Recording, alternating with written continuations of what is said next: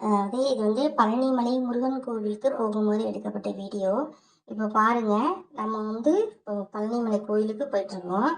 இப்போ வந்து போய்கிட்டு இருக்கும்போது என்னன்னா, பக்கத்தில் வந்து குளிக்கிறதுக்கான இடம்லாம் இருக்குது. இந்த இடத்துல தான் சரவண பொய்கை இருக்குது.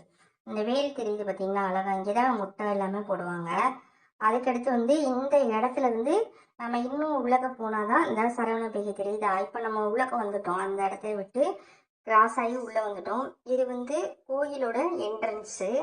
இங்கே வந்து எல்லாமே இருக்குது. அதாவது இங்கே பாருங்களேன், மீனாட்சி அம்மன் கோவில் வந்து இங்கேயும் இருக்குது. பழனியில் உள்ள இது வந்து மீனாட்சி அம்மன் கோவில்.